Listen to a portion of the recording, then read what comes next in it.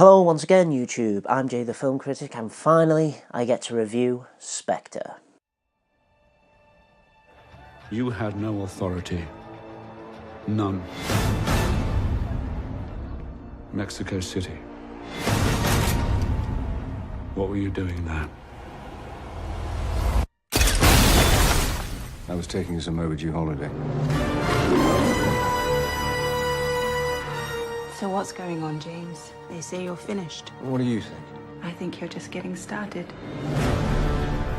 Magnificent, isn't she? 0 to 60 in 3.2 seconds. A few little tricks up her sleeve. Do one more thing for me. What do you have in mind?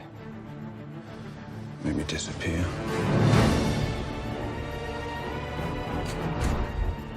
Tell me where he is. He's everywhere. If you go there, you're crossing over to a place where there is no mercy. You're protecting someone. Spectre is the 24th Bond film in the franchise. It's the 4th Daniel Craig film and the 2nd to be directed by Sam Mendes. I am a massive Bond fan and I've been looking forward to this film since day one, since the trailers dropped months ago. Spectre follows the events after Skyfall and is a continuation of the story. The rule with this film is if you like Skyfall, you will really like Spectre. Casino Royale rebooted the franchise. Skyfall acted as like a new beginning for Daniel Craig's interpretation of Bond. And Spectre sort of follows the old formula of the older Bond movies, which as a fan of the series I particularly liked. By following the old Bond formula, you get a fantastic opening sequence, a bit of a sing-song, Bond flirts with Moneypenny, gets the gadgets off Q, and then he's off on his mission. The opening sequence in particular is the standout scene. There's a fantastic build-up to the scene. It's really slow, really methodical, and it's just a long wait, but it's all done in one take, and it's just brilliant. When it actually does kick off, it's just fantastic to watch, and is easily up there as one of the best opening sequences in the franchise. It truly is a masterpiece of filmmaking by Sam Mendes. The Bond song by Sam Smith, Writings on the Wall, is quite dividing amongst fans. I personally didn't mind it. I know some fans love it, some fans hate it, but it fit quite well with the visuals of the opening titles. Daniel Craig takes more of a traditional performance in Bond. As I said, it does follow the same sort of formula as previous older Bond generations, which older fans who grew up with the Sean Connerys, the Roger Moores will appreciate, but newer fans of the franchise might find it a little jarring. Christoph Waltz plays the villain, although I won't go into the character too much. He really underplays it.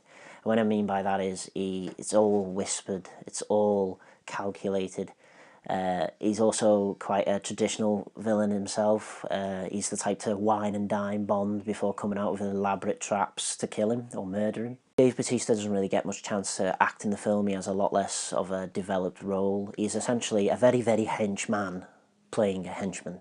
It's a lot less developed than his role in Guardians of the Galaxy, but he does kick 7 lumps of crap out of Daniel Craig, which is quite fun to watch. The love interests in the film do feel a tad forced. I know the media have made a big point out of Monica Bellucci's character, who's the oldest Bond girl, which doesn't really serve much to the plot.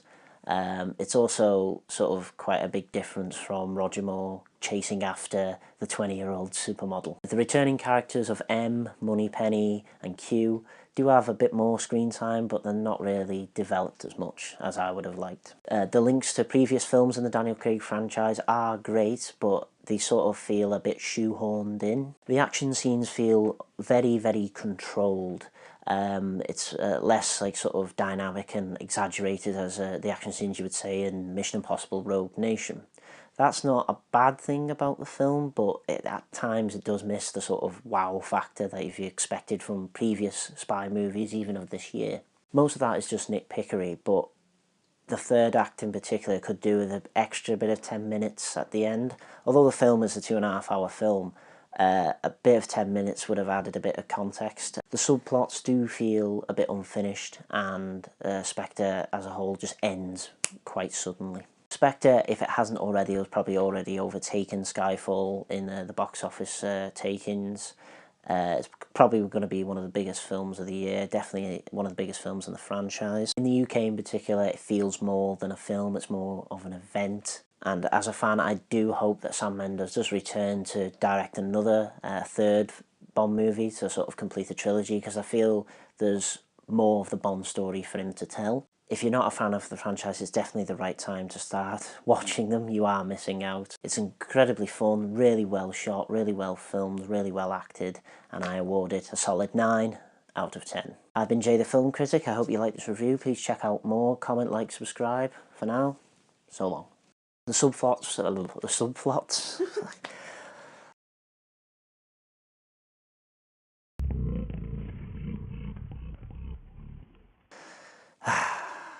Take 5.